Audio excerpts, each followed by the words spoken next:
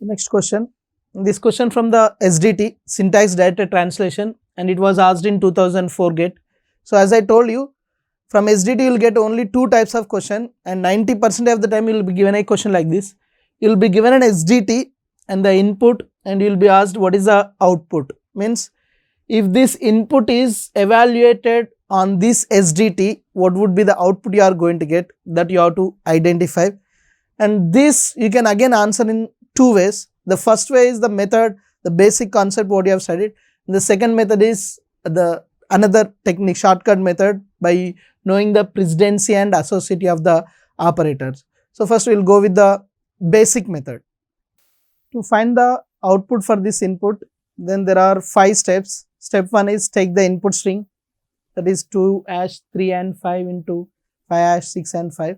Second step, construct the parse tree, that we have done.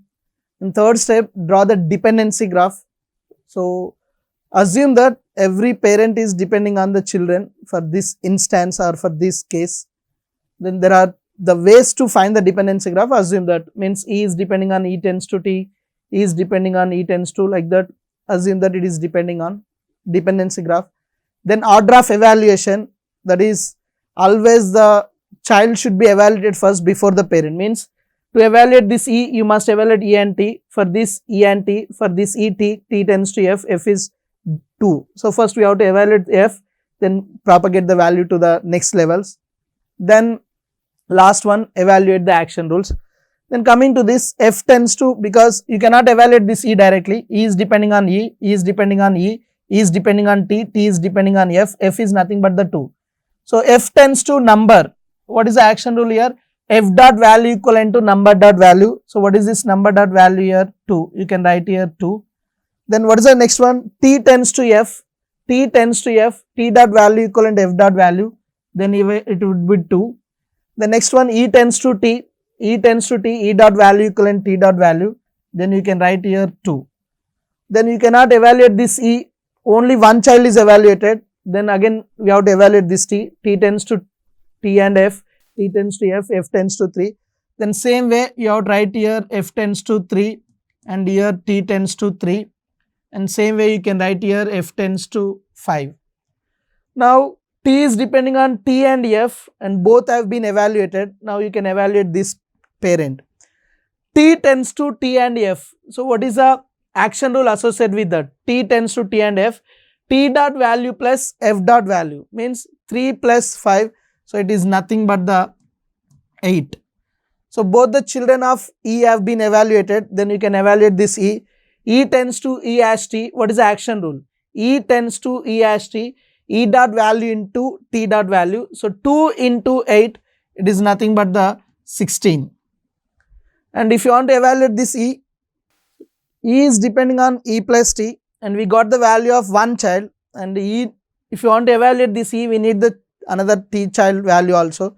Then T is depending on T and F, T is depending on F, F is depending on 6. First F tends to number. So what is the action rule? F dot value equivalent to num dot value. Then you can write here 6. Then same way you can write here and here 4. Then to evaluate this T, it is depending on T and F, we got both. And T into T tends to T and F, T tends to T and F, action rule is T dot value plus F dot value. So 6 plus 4 is nothing but the 10. Now we got the values of 2 children, then you can evaluate this E. E into E tends to E hash T, E tends to E hash T, E dot value into T dot value, 16 into 10. So this value is nothing but the 160. So they have asked what is the E dot value for the root of the parse tree. So the root value of E is nothing but the 160. So answer is 160. So first method is, there is a textbook method or basic method. Just you have to construct the parse tree, draw the dependency graph and evaluate it. But if somewhere you are confused with that order, then definitely you will end up with the some other answer instead of 160. Then there is another method to answer this question without writing the parse tree, construction of the parse tree, evaluation. So nothing is required to answer this question except the precedency of the operators. See, when it comes to this, in an operator grammar especially, and you must know the rules of operator grammar, no two adjacent non-terminals and no epsilon rules. Of course, nowhere we are having the two adjacent non-terminals and no epsilon. Then we can call this grammar as a expression grammar or operator grammar. So in expression grammar or operator grammar, the precedency of the operators will be increased. Going down, it will be increased, means, so the precedency will be like this, low to high. So the precedence will be increased. Then means which is having the higher precedency here, and then ASH is having less precedency. Then we can write here, so the precedency of AND is more than the precedency of ASH. So if you are having two strings AND and ASH, then first you have to evaluate the AND, then write down the expression. So 2 ASH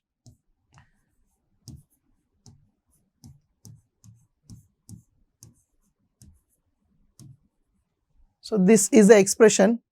Then first what you have to evaluate here, AND compared to the ASH. So if it is AND, which operation we are performing plus, and if it is ASH, which operation we are performing star, means the meaning of ASH is star and the meaning of AND is plus. Then just replace it.